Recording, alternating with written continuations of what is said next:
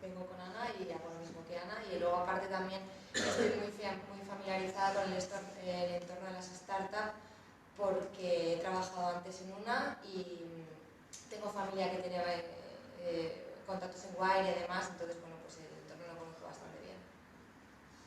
Hola, soy Eduardo y estoy montando también una startup de base tecnológica y lo que vengo un poco a ver es enterarme de temas legales porque he puesto hace poco un anuncio a puerta fría buscando socios y entonces quiero ver cómo es un poco la relación a nivel legal que tienes que establecer con socios.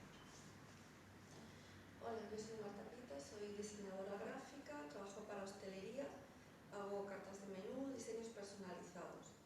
Y bueno, estoy aquí porque quiero empezar a buscar un poco socios entre los clientes y cómo puedo plantearlo y cómo funciona esto. Un poco de información. Bueno, mi nombre es Manuel Cornejo, yo soy funcionario de la Oficina Española de Patentes y Marcas, examinador de patentes. Ahora no trabajo ahí, llevo ya años queriendo desarrollar una actividad por mi cuenta. Para mí, el principal problema que tengo es encontrar un servicio de mantenimiento técnico suficientemente fiable o que me den equipo informático en hardware as a service. Solamente se lo dan a empresas y estoy buscando como loco dentro de España y fuera de España. Y fuera de España ya tengo con 2 empresas diálogo de besugos. Yo no sé si tenéis ese problema los emprendedores, pero para mí es condición sine qua non. Antes de empezar, tener a alguien que me asegure la continuidad de negocio, la alta disponibilidad y que no haya downtime, haya tiempos en el que estés sin herramienta de trabajo. Mi nombre es Joe, tengo representación de GTLovers y aparte colaboro en Media Adaptado y he estado envuelto en el ecosistema de startups en Málaga y bueno, soy full stack developer y especializado en Python. Mi nombre es María Jesús González de Espejo y tengo una empresa desde hace 4 años. Yo he pasado por todas estas cosas que para algunos son retos o tal, que ya las he hecho. El camino no es fácil y la verdad es que cuando ya te montas y siempre estás luchando por dedicarte a la gestión o dedicarte a tu negocio. Y porque la gestión y el cumplimiento de todas las normas y hacer las cosas bien jurídicamente, que las relaciones estén bien reguladas, tal, exige muchísimo tiempo. Y bueno, en mi caso, como yo soy abogada antes de comunicadora, pues me las hago yo muchas y realmente mucho tiempo dedicado a eso. O sea que yo, si pudiera, realmente tendría alguien que me lo hiciera, pero como en muchos casos pues económicamente o no puedes o crees que mejor te lo haces tú porque ya sabes para qué lo quieres, pues te lo acabas haciendo y dedicas mucho tiempo y tampoco sabes si está bien. Entonces yo creo que conferencias y charlas como esta, que dan abogados que te cuentan cómo hacer las cosas bien y sobre todo en el campo laboral, donde es muy importante no meter la pata, porque hay sanciones, hay problemas, hay conflictos, pues creo que vamos a escuchar a Fernando y que nos cuente su experiencia y sus conocimientos los comparta un poco con nosotros para mejorar. Bueno, pues yo soy Lastre, pero no listo. Y soy Fernando Pindado, soy abogado del Colegio de Madrid, llevo 27 años colegiado. Mi carrera profesional ha sido de abogado de empresa, soy también doctor en Derecho y junto con Manuel Atienza, que es otro socio que vendrá dentro de un rato, y contando también con la colaboración de Chusa, pues hemos puesto en marcha Abreda, en la medida en la que entendemos que el servicio que podemos brindar en el mundo jurídico, pues existía un nicho y como tal pues nos hemos lanzado a ello. Es una aventura de la que estamos muy orgullosos, vamos trabajando con mucha ilusión y sobre todo, como decía al compañero, pues nos disfrutamos con nuestro trabajo, ¿no? nos encanta el derecho y creo que eso pues, al final se plasma en colaboraciones como esta. Bueno, por lo que habéis dicho en la presentación, hay alguno de vosotros que tenía que haber venido al primer taller. Cuando presentamos el proyecto Hackathon Lovers hicimos pues, como una especie de idea global, ¿no? Con distintos campos de atención y de exposición, y quizás la suma de todos ellos era un poco lo que daba el asesoramiento global del conjunto. El primer taller se dedicó a precisamente la constitución de empresas, con una diferenciación entre las distintas formas societarias, ¿no? Y bueno, comunidad de bienes también, sociedades civiles y sobre todo sociedades mercantiles. Entonces, hoy es un tema completamente distinto, pero a la vez también es muy importante, que es el aspecto de las relaciones del empresario con los colaboradores. Ya partimos del hecho de que, ya seas empresario individual o empresario societario, pues es necesario colaboradores. Y es a lo que ahora mismo pues hemos preparado la exposición, ¿no? Bueno, se parte de la idea de empresa, que fue el objeto de la exposición del primer taller también. Y la idea de empresario, pues, ¿qué es un empresario? Especificábamos que había empresarios individuales o empresarios sociales, ¿no?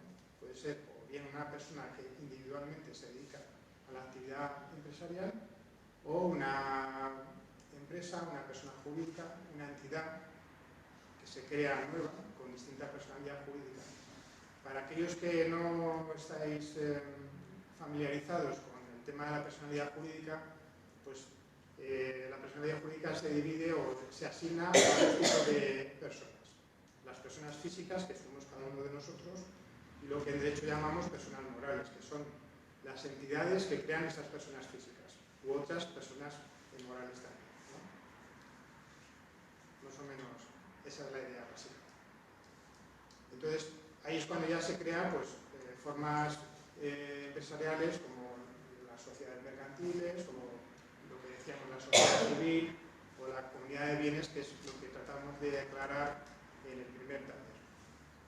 Ahora ya partimos de esa idea de que efectivamente habéis elegido la modalidad empresarial que vosotros queréis. Tanto las personas físicas como las personas morales o las entidades son empresarios, ¿no? Y habíamos dicho también en el primer taller que empresario pues, era aquella persona que se dedica de forma habitual y profesionalmente pues, a la producción de bienes y servicios. Es muy importante la idea de la profesionalización, porque eso te obliga a adoptar determinados requisitos formales, como inscripciones en el registro, una dependencia directa de los registradores mercantiles, o sea que cualquier acto de un empresario, en la medida en la que produce bienes y servicios en un mercado, tiene que sujetarse a determinados requisitos formales, tanto desde el punto de vista pues, de las inscripciones registrales, como también el cumplimiento de obligaciones documentales, fiscales y demás. Lo que es básico es que el empresario lo que hace es producir bienes y servicios a través de la administración de unos recursos. Eso creo que es una idea básica, ¿no? Y estos recursos pueden ser tanto materiales, es decir, monetarios o una infraestructura tecnológica o bienes, como también recursos humanos. Y ahí es cuando entramos en el tema que tratamos hoy. Es cuando ya utiliza colaboradores. Y es el objeto del taller. Nosotros, cuando hemos diseñado el taller, hemos visto la existencia de distintos tipos de colaboradores y con connotaciones importantes que diferencia cada uno de ellos. Tenemos, por lo tanto, el personal laboral, que es el empleado, los servicios profesionales, que también se pueden contratar por un empresario, un grupo que es muy usual, sobre todo pues, en una determinada franja de edad, que serían los becarios, una figura que cada vez está más en auge, que son los voluntarios. Luego vamos a diferencias fundamentales entre una figura y otra, de qué incidencias puede tener desde el punto de vista pues, de la responsabilidad de la empresa o de los costes en general de seguridad social. Y finalmente, un apunte de algo que sí es importante, por lo menos en el mundo jurídico de las relaciones laborales, que que son las contrataciones temporales, y una reciente sentencia del Tribunal de Justicia de la Unión Europea que ha, digamos, trastocado, aunque no sabemos hasta qué punto, pues el mercado de trabajo, que es un poco lo que vamos a explicar. Bueno, pues quizás el primer grupo es el que estamos todos familiarizados, que sería el grupo de los empleados, ¿no? Empleados son aquellas personas que tú contratas bajo un régimen laboral. Es muy importante porque los derechos laborales que se generan a partir del siglo XIX, pues lo que garantizaban en su origen era un mínimo de derechos fundamental para un colectivo como eran los trabajadores, que garantizaba pues un mínimo de subsistencia. De hecho, en ese momento de creación, pues una confusión entre lo que eran los derechos sociales y los derechos laborales en sí. Bien, partiendo de eso, el régimen laboral es siempre un régimen que garantiza unos derechos mínimos. Esos derechos están recogidos en una norma muy importante que es el texto refundido del Estatuto de los Trabajadores, que es una norma en el ordenamiento jurídico español, si bien también se puede modificar como consecuencia pues, de sistemas negociales, ¿no? Convenios colectivos, ya sea pues, de sector, de empresa y demás. Entonces, es un poco una de las ideas básicas. No obstante, no vamos a entrar, porque no es objeto del taller, los derechos y obligaciones de los trabajadores, pero sí el que aprendamos todos a diferenciar una figura de otra. Porque es verdad que, pues por mi experiencia, muchas veces esos contornos de diferenciación entre un grupo trabajador o un profesional no están muy claros. Y a veces las consecuencias son bastante dramáticas, sobre todo para la marcha de la empresa, porque le impone pues, la satisfacción de multas, sanciones por parte de la Inspección de Trabajo o incluso costes de seguridad social que hace que incluso se paralice la actividad de la empresa. ¿Cuál es la diferencia o cuáles son los elementos que caracterizan a un trabajador?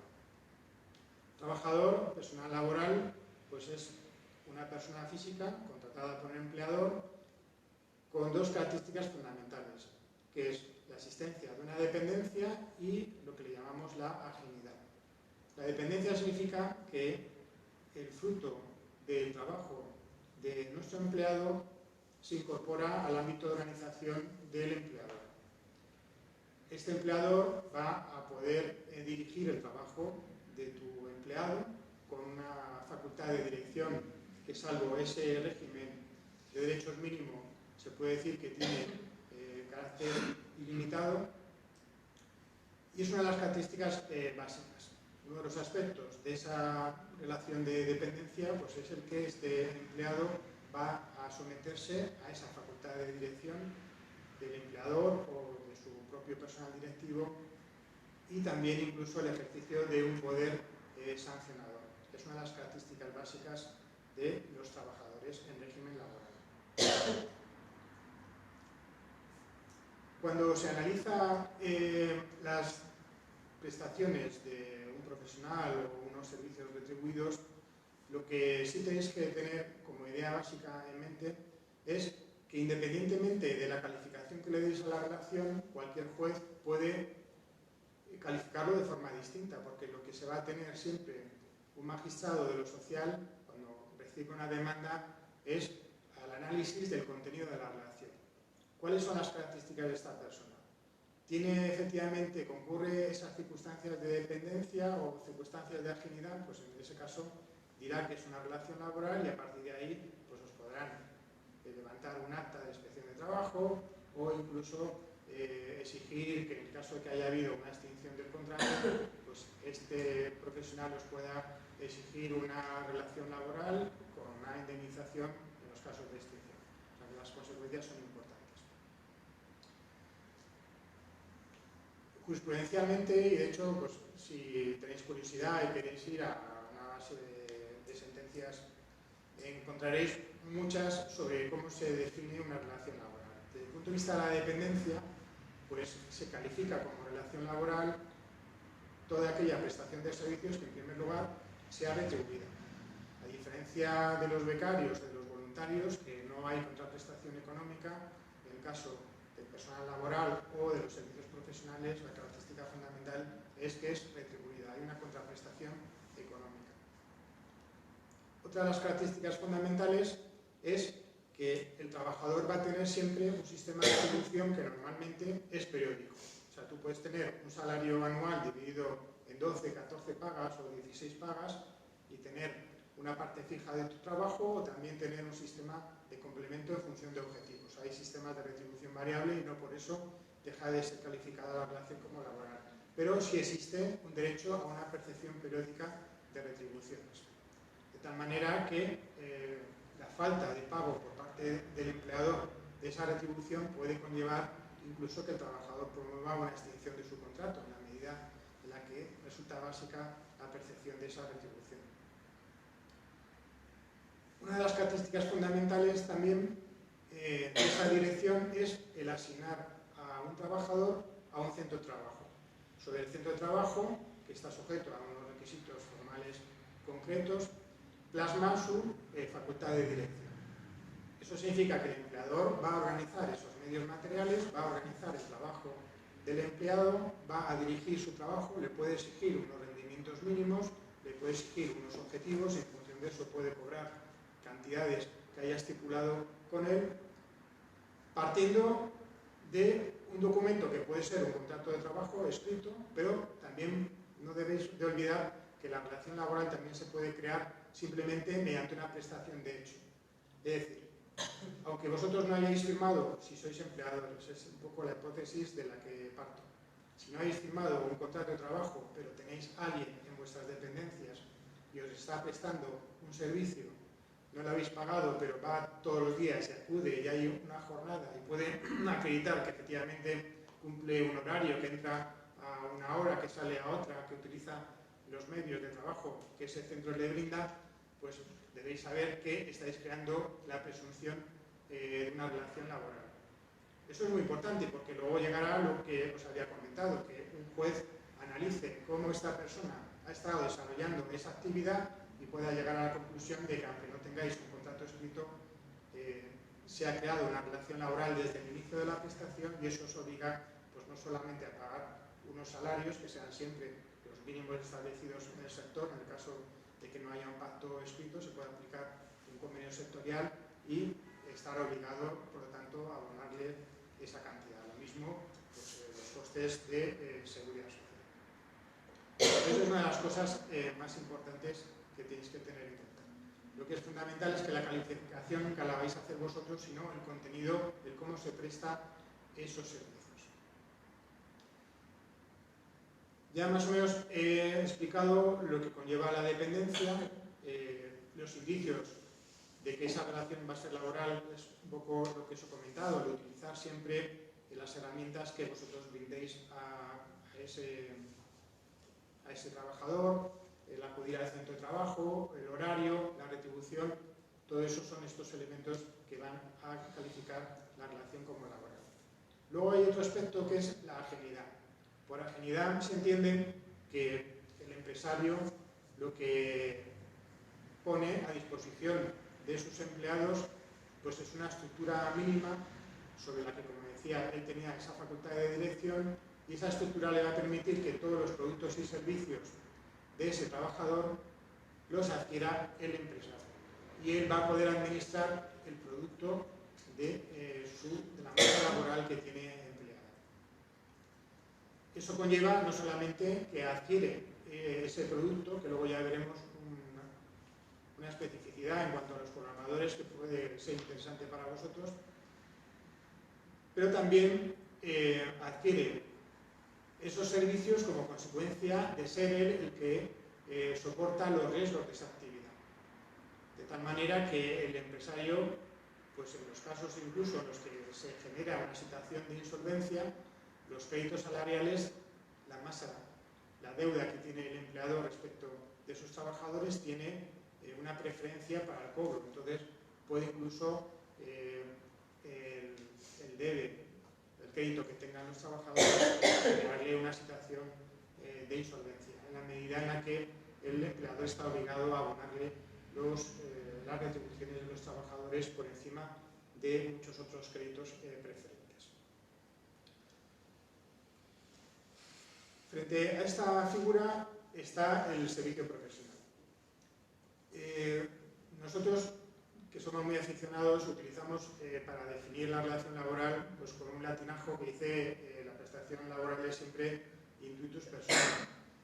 El empleador elige a un trabajador y desde el momento en que se incorpora a esa organización pasa a ser responsable de los perjuicios que frente a terceros ese trabajador hace. ¿Por qué? Porque se ha entendido que cuando le elige ya está ejerciendo esa capacidad de dirección y solamente por una negligencia que pueda haber sufrido como consecuencia pues, de no haber adoptado la diligencia suficiente en relación con su capacidad de selección, las consecuencias que genere esa actividad le van a hacer responsables a este empleado. El segundo grupo de colaboradores es el de los servicios profesionales. Independientemente de la masa laboral que pueda tener, también puede compaginarse la intervención en esa empresa de personas que han sido contratadas profesionalmente. Un profesional ya no se elige por ese criterio de la cualidad de la persona, sino que, primero, es elegido por el empresario en función de una capacitación. De hecho, se le puede exigir que, por ejemplo, si tú contratas a un abogado, el empleador le puede exigir el estar dado de alta en un colegio que le habilite para el ejercicio profesional. En el primer taller habíamos debatido mucho sobre los colegios profesionales y veíamos que, por ejemplo, el colectivo vuestro pues, no estaba sujeto a un requisito de cualificación, y habíamos comentado también que los colegios profesionales pues, era una figura que ahora mismo estaba muy en discusión y que podía llegar al momento de desaparecer para determinadas profesiones. Bueno, en vuestro caso, si no es necesario para ejercer profesionalmente una actividad, el requisito de la colegiación en principio no sería obligatorio, ¿no? Pero si así lo fuera, como puede ser el caso de los médicos o como puede ser, por ejemplo, el de los abogados, se podría exigir cuando se va a elegir a un profesional el que previamente esté dado de alta en un colegio. ¿Cuáles son las características de los servicios profesionales? Pues, en primer lugar, que el profesional contratado puede ser sustituido, es decir, si yo soy el titular de la relación con una entidad que me contrata mis servicios profesionales, yo lo que debo garantizar siempre es un resultado, con una calidad técnica razonable, que sería un poco la diligencia media que a mí se me exigiría, ¿no? Es decir, la responsabilidad media que a un profesional se le exige para que sus servicios sean eficaces.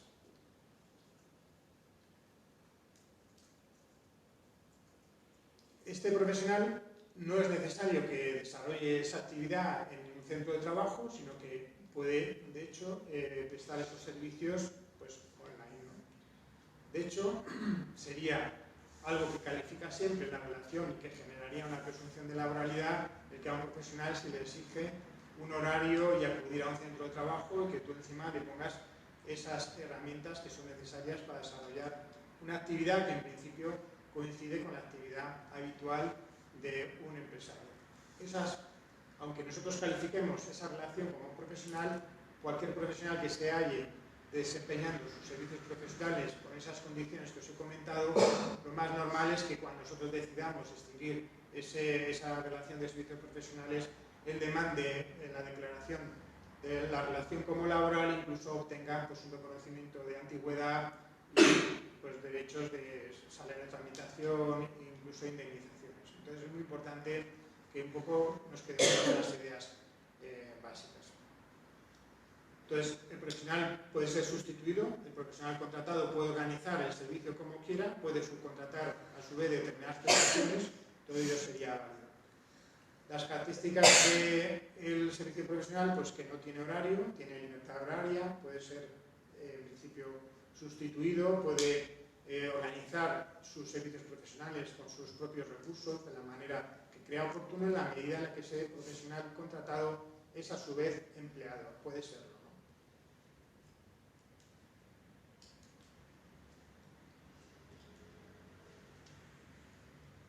Frente frente a este profesional, que serían un poco las dos categorías, la del empleado y los servicios profesionales, que son las retribuidas, hay otras dos más que nosotros hemos querido destacar aquí, que serían la de los becarios y luego el personal voluntario. Muchas veces manejamos el concepto de becario, pero en muchas empresas el becario lo que hace es encubrir una relación de carácter laboral.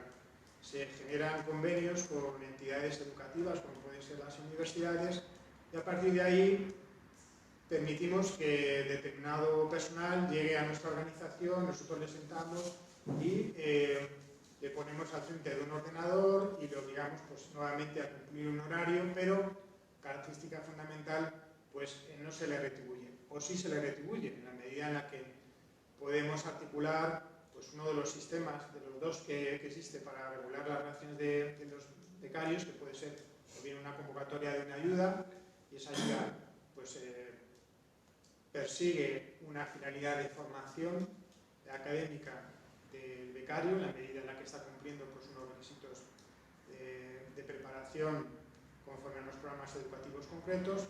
Bien, pues hay una convocatoria pública de unas ayudas y efectivamente nosotros a ese becario le asignamos unas cantidades económicas a la que llamamos beca. Lo que no podemos dejar de entender es que un becario no es una persona que esté a nuestro servicio, que preste un servicio en realidad y que nosotros le demos la beca como una contraprestación. Eso conllevaría en realidad una calificación de la relación como laboral. La característica fundamental del becario es que la ayuda es una ayuda de formación, no se le puede poner al frente de un departamento, realizar una actividad que sea la actividad ordinaria de una empresa y tampoco una disposición de medios. No se le puede, evidentemente, conceptuar la beca como una contraprestación económica. Junto con ese grupo, que sería un poco las convocatorias públicas de becas, tenemos también los convenios educativos con instituciones. Eso permite que, por ejemplo, en el cumplimiento pues, de un programa educativo, donde hay un apartado que sea las prácticas en empresas, una entidad que es una empresa, concierta con una entidad educativa, ya sea pública o privada, pues un programa de formación y pedimos que nos asigne un becario al que seleccionamos y podemos exigir pues, unos requisitos de formación específicos o que esté en el último año de carrera y demás. Bien, pues la característica fundamental es que nuevamente a esta persona que ha sido seleccionada no se le puede exigir que desempeñe una actividad, una prestación de servicios. La beca lo que conlleva siempre, de la misma forma que hemos visto para el primer grupo, pues una finalidad de formación. No obstante, este grupo sí se asemeja un poco a las actividades laborales en la medida en la que se puede compaginar esa actividad de formación con pues, unas prácticas, por ejemplo, pues, designar a un monitor para que contribuya pues, a su formación, mostrándole un poco la actividad de la empresa y que se le inicie pues, en la prestación de servicios laborales. No obstante, no se puede olvidar tampoco que la finalidad es la formación educativa. Desde el punto de vista de los costes, estos becarios tienen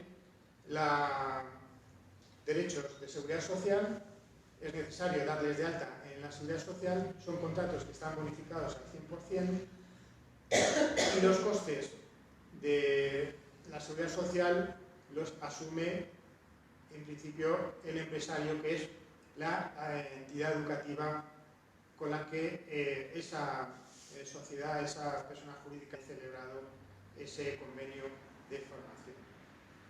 Los costes de seguridad social son los inherentes a los contratos formativos, pero sí es necesario cumplir unas obligaciones como son pues, dar de alta a este becario en la seguridad social y, aunque esté bonificado, pues, cumplir esas obligaciones formales. Otro grupo que está también muy en boga son los voluntarios. De hecho, pues, hace poco en Hackathon Lovers se ha promovido pues, una participación de personas, miembros de este grupo, como voluntarios para determinados hackatones y demás. Bien, la figura del voluntario sería también una figura en la que hay una prestación de servicios, no hay retribución, y una de las características fundamentales es que la prestación es altruista. Es decir, una persona decide que dedicar parte de su tiempo libre a una actividad que es la de voluntariado. Esa actividad de voluntariado se tiene que organizar porque, de acuerdo con la ley de voluntariado, y hay leyes tanto desde el punto de vista del ámbito estatal como autonómicas, todas ellas exigen una actividad organizada en beneficio de los voluntarios. Cuando hablamos de las empresas que van a promover una actividad de voluntariado, no podemos pensar que esa empresa va a constituirse como una entidad de voluntariado y puede contratar a esos voluntarios, sino que va a promover entre sus trabajadores la actividad de voluntariado. Por actividad de voluntariado siempre vamos a entender una actividad organizada. ¿Y cómo se organiza esa actividad? Pues a través de una entidad de voluntariado. Una de las características básicas del voluntariado es que se desarrolla a través de entidades sin ánimo de lucro. Por lo tanto, una empresa, una sociedad mercantil nunca podrá ser entidad de voluntariado y nunca podrá tener los servicios de un voluntario. Característica fundamental, no hay contraprestación económica, es por lo tanto una prestación altruista. No pueden cumplir un horario, sino que libremente son ellos los que ofrecen a esa entidad de voluntariado pues, unos servicios en una franja de tiempo que ellos decidan. La entidad de voluntariado tiene que crear unos programas de voluntariado los que los voluntarios voluntariamente, valga la redundancia, se adscriben. Ellos deciden en qué ámbito de esos programas aprobados por la entidad de voluntariado van a participar. No tienen cobertura de seguridad social en la medida en la que no hay una relación de dependencia, pero la ley obliga a que los voluntarios tengan una cobertura de accidentes. Otra de las obligaciones que fija la ley es que se les cubra todos los gastos que genera esa actividad. Muchas veces se disfraza bajo contraprestación al personal voluntario pues lo de la compensación de gastos. En eso los jueces son extremadamente celosos. Ha habido muchos casos, ha habido bastantes sentencias en relación con entidades sin ánimo de lucro, como Cruz Roja, que utilizaba voluntarios con un régimen de contraprestación y al final pues, esos voluntarios han tenido una calificación de relación laboral. Entonces, una de las cosas que nuevamente volvemos al punto fundamental de la exposición y es que lo determinante va a ser siempre cómo este personal dependiente va a prestar esos servicios, nunca la calificación que nosotros le demos. El voluntariado se rige por un estatuto, unos derechos y obligaciones que son los que recoge la ley. Es un poco los que os he ido apuntando, pues la cobertura de esa póliza de accidentes, la cobertura de los costes de los servicios. Se recoge en ese estatuto y el voluntario inicia su prestación a través de un acuerdo de integración como voluntario que suscribe con la entidad de voluntariado. No hay unos requisitos formales para las entidades de voluntariado, se admite cualquier forma jurídica, ya sea las del artículo 35 del Código Civil, puede ser o bien una corporación o una asociación, una fundación, pero eso sí, tienen que concurrir la circunstancia de no tener ánimo de lucro. Eso es básico para que realmente la relación de voluntariado se preste como tal. Un poco ya acabando, las diferencias fundamentales que puede apoyar la decisión de si elijo a alguien como trabajador o como servicios profesionales.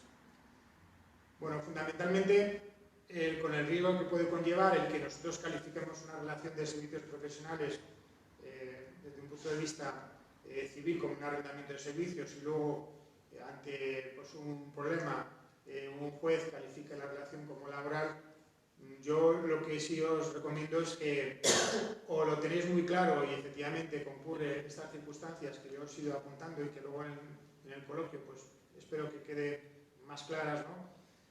O está muy claro que es alguien que contratáis bajo un sistema de arrendamiento de servicios, o la decisión está clara que debería ser una relación laboral.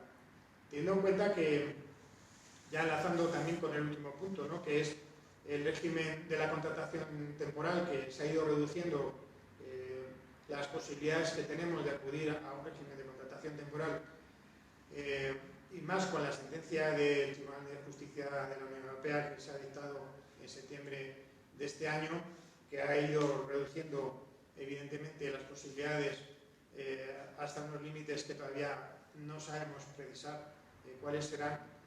Yo creo que la decisión de decantarnos por contratar a un trabajador es fundamental.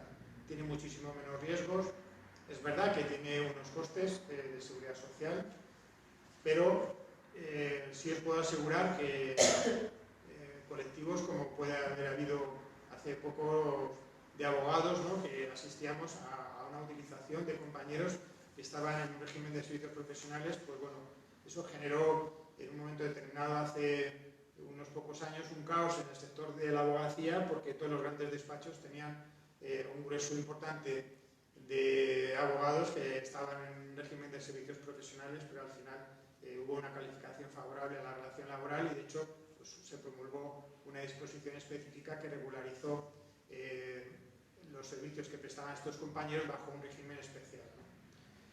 Yo creo que la figura de la relación laboral tiene muchísimo menos riesgos. Es verdad que el empleador va a tener siempre la responsabilidad de los perjuicios que genere este trabajador, pero también la tenéis bajo un régimen profesional.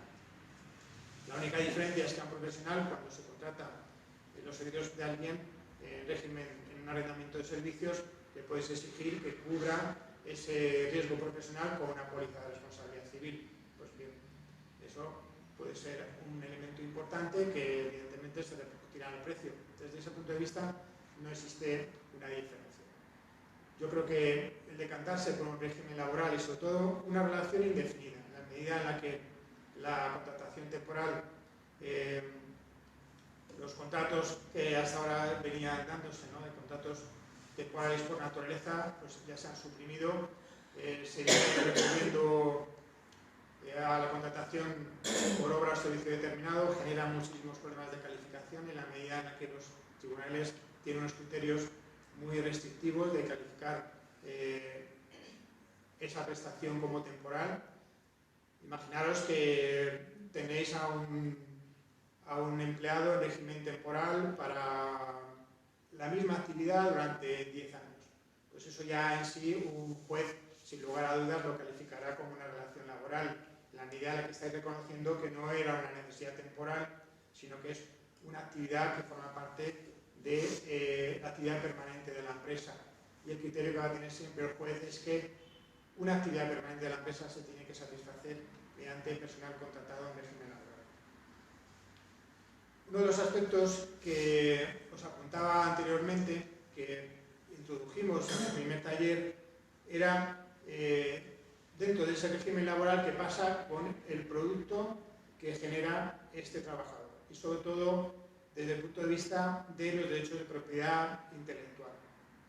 Habíamos ya apuntado que era importante el tener regulado en el contrato de trabajo si la empresa va a hacer suyos el fruto intelectual de vuestro trabajo. Es decir, si a vosotros os contrata una empresa, ¿qué pasa con los programas que vosotros hayáis desarrollado? La solución la tenéis en la Ley de Propiedad Intelectual. Ahí lo que se recoge es que, salvo que haya disposición mediante un pacto escrito, es decir, un anexo, una adenda o una cláusula específica en vuestro contrato de trabajo donde vosotros podéis prever que vosotros vais a ser los dueños de ese fruto de los programas que hayáis desarrollado, lo que recoge la Ley de Propiedad Intelectual es siempre una presunción de que el empleador recibe los frutos de ese trabajo. Es la afinidad de la que habíamos hablado anteriormente. asume los riesgos, pero también percibe esos frutos. Desde el punto de vista de los programas de ordenador, la presunción de esa adquisición es todavía mayor, en la medida en la que, si hay alguna duda, va a entender que ese programa alcanza no solamente los programas de fuente, sino todo aquello que sea necesario para que el propio empleador pueda desarrollar actividad con el programa que vosotros hayáis creado. Entonces, si tenéis alguna duda, lo más importante es que lo recojáis en vuestro contrato de trabajo, en la medida en la que no suele ser una cláusula habitual, pero si vais a ser contratados por una empresa, es importante que lo preveáis y que incluso pues, podáis obtener el asesoramiento de un profesional para que los términos en los que el empleador va a recibir esos programas pues queden claros. En la medida en la que tenéis que ser conscientes de que todo aquello que no recojáis en el contrato de trabajo de forma escrita, pues va a ir en contra vuestra. Entonces, bueno, pues es un poco aquí las ideas fundamentales que os queríamos transmitir cuando hemos desarrollado un poco el objeto del taller y sobre todo, no me he extendido mucho en esto.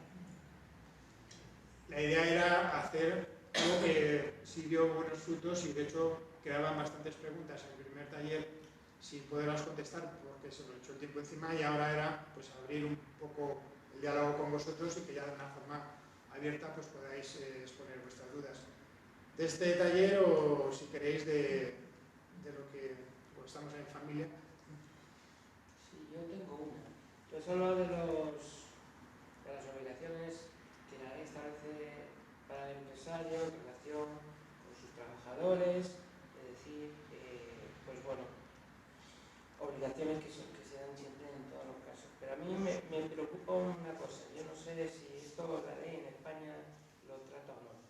Tú te acordarás que en tiempos de la apartheid en Estados Unidos, en los años 60, 50, había empresarios, o sea, tenían un bar y ponían negros, no negros. No dejaban entrar a los negros en su establecimiento, porque les daba la gana, porque era suyo. Entonces vino las leyes anti-apartheid y dijeron, usted no tiene derecho a establecer ese tipo de distingos. Entonces, o sea, no tiene derecho, o sea, mientras un señor que es negro le pague a usted la consumición que haga, no se meta en follones y se vaya a una determinada, usted no tiene derecho a prohibirle el paso. ¿Cuál es la pregunta? La pregunta es la siguiente. Aplicando por analogía el mismo razonamiento, yo me encuentro que actualmente esa situación se repite de muchas formas. Por ejemplo, y además es que es como lo del negro, no necesitan justificarla de ninguna manera. Tú vas a contratar con una empresa que sabe que tiene know-how para hacer buen mantenimiento de ordenadores, que no quieres ir al chispas de la esquina porque sabes que lo único que sabe hacer es lo que tú sabes hacer, y te dicen, como me lo han dicho a mí, dicen, ¿y cuántos PCs tiene su empresa? Digo, ¿cómo que cuántos? De momento van a ser 2 y luego puede que sean 5. Y dice, no, lo siento mucho. Nosotros solamente tratamos con empresas que tienen de 100 PCs para arriba. Y te quedas pensando, digo, pero ustedes están despreciando el 99% del mercado de pymes, los bufetes de abogados. Se preguntan, ¿tienen ellos el derecho o agota su derecho en el momento que yo les contesto, salvo que aporten una justificación o alguna razonamiento? ¿Tienen ellos el derecho a elegir a la clientela? Bien. Vale. Mira, en la Constitución hay un principio que es el de libertad de empresa, ¿no? Una de las características de la relación del profesional, aquel que va a ser contratado sus servicios profesionales, es analizar cómo va a prestar ese servicio. Entonces tú lo vas a recoger. Es un contrato que, a diferencia del contrato laboral que está sujeto a una jurisdicción específica, bueno, jurisdicciones de unos tribunales, ¿no? que son muy cualificados, ¿no? Como son la jurisdicción social.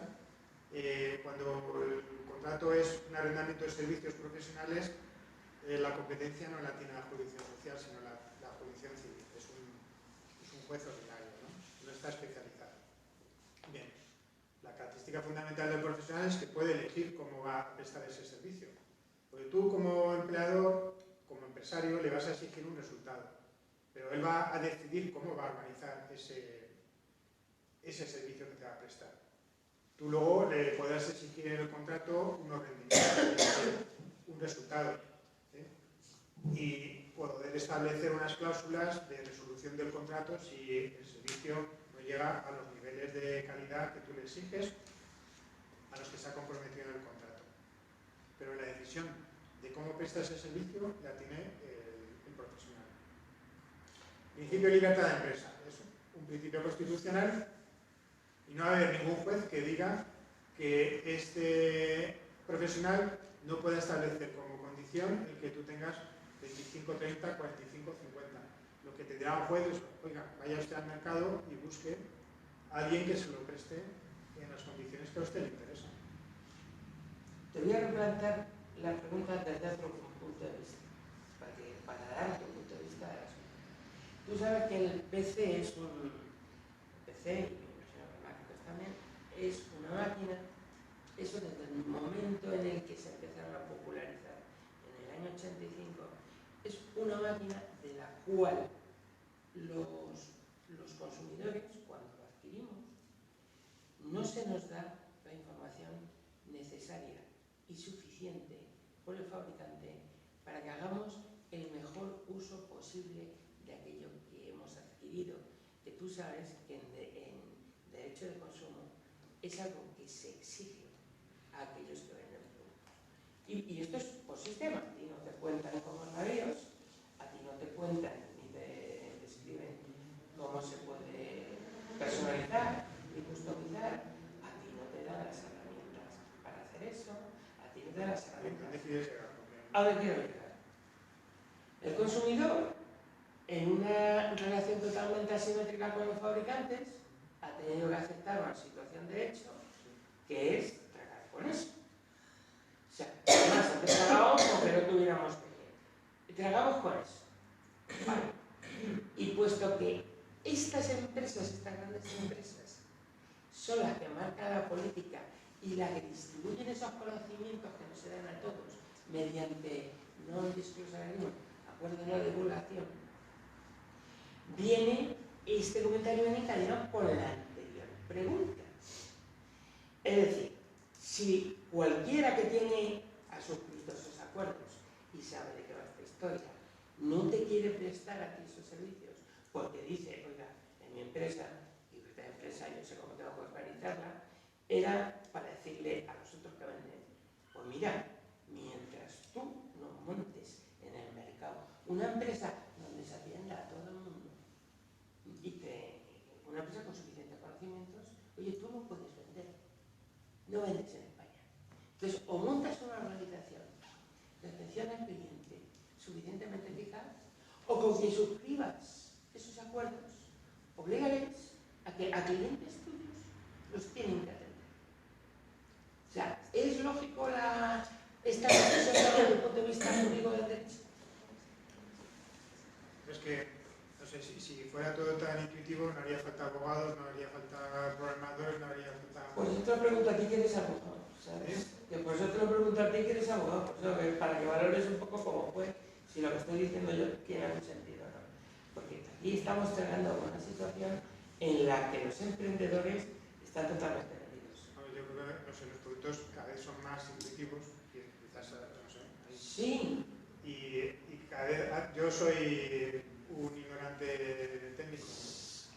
En una primera capa, la capa con la que tú te pegas, es sumamente intuitivo. Pero lo que hay por detrás no es nada. Porque en la intuitividad va la abstracción dentro. Cuanto más intuitivo sea, más abstracto va a ser. Cuando tienes un problema, lo intuitivo deja de existir y lo que cobra papel es aquello que no te han descrito. Claro, tienes que acudir a un profesional. Las pantallas azules, las famosas pantallas azules de Windows, con un mensaje en el centro, ahí se acabó la intuitividad. Bueno, vamos a ver, yo, desde el punto de vista del derecho al consumidor, es verdad que el derecho al consumidor, el consumidor tiene derecho a un cierto nivel de información, pero no para meterse a rebuscar entre la, no sé, Es que la ley de consumo no deja material imposible. Debe de recibir del fabricante la información necesaria para no hacer cualquier uso, sino hacer el mejor uso posible. No, el uso al que está destinado el producto que tú has comprado. Y si no crees que tienes esa información, tienes derecho a un desistimiento. O sea, tú tienes un plazo durante el cual puedes rechazar que, según incluso el método de compra, por ejemplo, los contratos a distancia, te permite que en 3 meses puedas devolver si no estás conforme. Entonces, otra cosa distinta es que digas, bueno, yo, de hecho, utilizar mi ordenador me va a permitir meterme en unas tipas que me diga el fabricante cómo lo ha fabricado. Eso no tienes derecho como consumidor. Además, es un uso racional, no manipular el aparato, ¿no? Entonces, estamos hablando de hacker. Y ya la tercera y última, con eso me callo. Y es, si alguien tenía ese tipo de servicio técnico, que generalmente se deniega a la pequeña empresa, que es la mayoría, se está poniendo en peligro la libertad, la libre competencia de empresas, que es, sí, porque en este caso, la empresa mediana y grande que tiene más de 100 PCs y tiene un cierto volumen, sí tiene ese servicio. ¿cuál es la pregunta? La pregunta sería, que, en resumidas cuentas, yo le doy vueltas a la misma, que es una valoración legal sobre la situación actual, que no me parece legal que la forma en cómo se está vendiendo estos bienes y los servicios que se están ofreciendo son, hasta cierto punto, llevan incluidos un fraude, desde el momento que no sea todo servicio mortal. Yo ya tengo mi opinión, entonces yo creo que... ¿Puedo decirle algo para otra opinión? Es que yo pienso que usted tiene que buscar un sitio que la atiendan bien, pero que a la vez haya una cierta, o sea, que se genere una empatía, porque si vamos exigiendo mucho, al final muchas veces es peor. Entonces hay que exigir, pero un poquito de mano izquierda también, porque si no al final te quedas que no tienes proveedores. Entonces tienes que exigir de una forma amable y tienes que tener paciencia también. No, si te dicen que no les interesa. Claro, o sea, eso es incontestable. ahí ya no puedes hacer nada. Ahí Se ya acabó. esas son sus normas y ya está. Te lo tienes que comer. Así de simple. Pues eso es lo que yo traigo a colación Pero aquí. no puedes, Si es no una puedes situación hacer nada. legal, No, con las herramientas que da el derecho hoy día.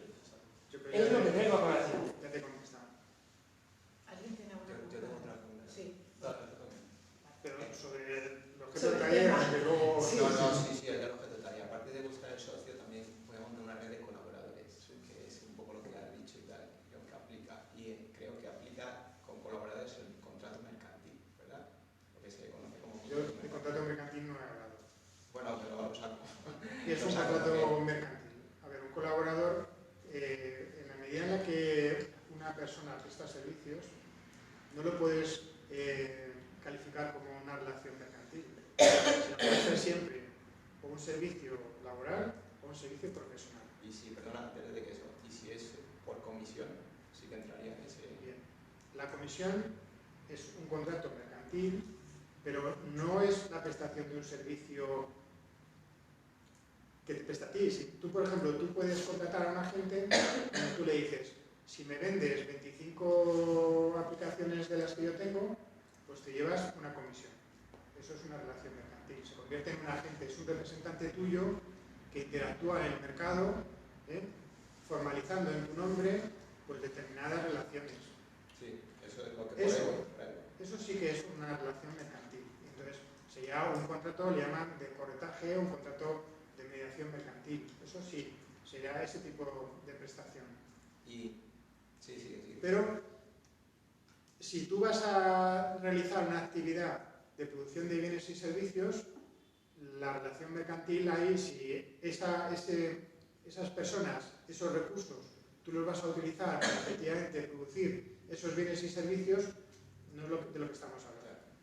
Eso sería contrato de... Laboral o servicios profesionales. Y el tema de contrato mercantil o servicio profesional, que sé que son dos cosas diferentes.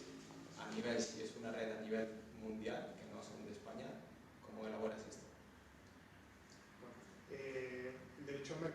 una de las cosas que hemos hablado anteriormente, en el taller anterior, una de las características que tiene es la internacionalización. Entonces, si tú, por ejemplo, vas a vender tus productos al extranjero y tú quieres contactar con una red de comerciales, por ejemplo, que sería ese tipo de relación, pues yo lo que haría sería redactar un contrato estándar en inglés, acudir a un buen abogado que te prepare unas cláusulas que puedan ser eficaces en aquellos países en los que vayas a vender esos productos, teniendo en cuenta que en cada país la legislación puede ser distinta. Es decir, si hay, por ejemplo, un órgano internacional, el UNCITRAL, que es un órgano especializado de Naciones Unidas sobre las relaciones mercantiles. Entonces hay unas condiciones tipo que están aprobadas mediante ese órgano internacional. Entonces, si tú encuentras ese contrato, esa relación de corretaje, ¿no? Esa mediación con unas cláusulas tipo, las puedes aplicar. O sea que eso sí es factible. O sea que lo que has dicho aplicaría en algunos países, pero luego habría que poner otras cláusulas para otros que no están en ese... Claro, si tú vas a crear, por ejemplo, una red, tienes que analizar la legislación de cada país, donde vayas a, por ejemplo, a países que te exijan que tú esa actividad la tienes que desarrollar a través de una entidad domiciliada en ese país. Pues entonces te caes con todo el equipo, ¿sabes? Yo siempre recuerdo, por ejemplo, montar ferias en Estados Unidos. Tú no puedes llevar a tu gente, tienes que contratar allí locales porque están protegidos por los sindicatos y tal. Sí, Eso la es un ejemplo claro de lo que está diciendo. es local la legislación. Y es que te obligan a contratar locales. No puedes ir a la feria y montar tu stand y hacerlo bien, no, te obligan a contratar dentro de la feria. Pero eso sería un servicio profesional. Claro. Tú contratas con esta entidad la prestación de ese servicio. Entonces, esa entidad americana va a cumplir la legislación americana y tú le vas a pagar solo si efectivamente te da el servicio y te da resultados por lo que tú le vas a pagar. Entonces estamos hablando de cosas distintas. Una cosa es unos agentes comerciales, que sería el contrato de corretaje, y otra, pues montar pues, un evento. Pues en ese caso ya sería un servicio profesional. Vale, gracias. Si contratara, por ejemplo, becarios como pues, comerciales, por ejemplo, ¿qué obligaciones tendría? Becarios y comerciales, no puedes. Yo creo que lo he dejado claro. O sea que, el becario tiene una finalidad esencial que es la formación académica. Entonces, tú no le puedes poner a vender tu producto. O sea, un becario puede perfectamente negarse a hacerlo. Pero es formación. Eso es formación. Vamos a ver. Formación es, tú vas y le asignas a un monitor, a una persona que le tutela, y le dice, mira, vas a venir conmigo y yo te voy a enseñar cómo vender. Claro. Eso es formación. Sí, claro. Pero no le dices, oye, coge esta cartera de clientes y te vas y me lo trabajas. Pues eso no es un becario. No, pero claro, tendría que ir conmigo primero. El otro sí, y no está sujeto a un horario. Y te dice el becario, no, yo que necesito ir a clase y tiene libertad y hay una parte de formación y otra parte de prácticas. Pues eso sí, sería la medida en la que no pierda la prestación ese carácter de formación. Y a nivel legal, el contrato, todo esto, ¿qué obligaciones tendría? Los convenios de prácticas son con entidades académicas, que son universidades, centros educativos, normalmente de enseñanza arreglada, y suscribes un convenio con ellos, donde ya fijas las condiciones, fijas sobre todo las obligaciones que asumes como no empleador, sino como persona que los va a recibir en su organización. A ti te interesa que todo eso quede muy claro, porque pensad siempre que un centro de trabajo está sujeto a una inspección. En cualquier momento puede llegar un inspector de trabajo y te dice, a ver, el contrato de trabajo, esta gente que está aquí, ¿en qué condiciones? Entonces tú sacas tu libro de registro personal y dices, pues todos estos son 25 son trabajadores y este que pasa por aquí, bueno, este es un contrato de arrendamiento de servicios, pero no tiene un sitio para trabajar, sino que va y viene y él presta con plena libertad su servicio. Y este que está aquí, y bueno, este es un becario, pero primero que te va a pedir, pues deme usted el convenio con la institución académica que justifica esa relación. Entonces, ahí es cuando ya empiezas a defender tu posición como que hacía esta persona que pasaba por aquí, ¿no? Por ejemplo, si no tiene un lugar de trabajo, pues lo normal es que los becarios no tengan asignado un PC, un ordenador, no tengan un lugar donde puedan desarrollar ese trabajo, porque pues, estarán asistiendo a clase y luego pues, la actividad de formación les tienes que dejar pues, participar en los exámenes y luego tienes que establecer unas actividades formativas, ¿no? Que eso no es compaginable con que a ti te presten servicios. Entonces, todo lo que quede marcado como formación, bien. Prestación de servicios, no. Bueno, yo a raíz de lo del contrato de voluntariado, quería preguntarte si en ese contrato de voluntariado, por ejemplo, pues, imagínate, es una startup, como en nuestro caso, y queremos empezar con un contrato de voluntariado, pero a la larga, en función de lo que se haya prestado, o sea, en función de lo que haya trabajado o de al final lo que hayamos hecho juntos, ofrecer una participación dentro de la empresa. ¿No se podría acoplar eso o es posible? Bueno, primero, no eres entidad sin ánimo de lucro. Vale. ¿Qué es entidad sin ánimo de lucro? Bueno, las entidades sin ánimo de lucro son no empresas. Vamos a ver. He hablado de corporaciones, asociaciones y fundaciones. Corporaciones de derecho público, que son entidades que persiguen un fin de interés general, que es básico en la actividad de voluntariado. Asociaciones declaradas de utilidad pública, que es un procedimiento administrativo donde acreditan 2 años de actividad y con un procedimiento de reconocimiento si justifican que el personal directivo no tiene retribuciones. Por ejemplo, los miembros de las juntas de esa asociación no pueden percibir retribuciones. Si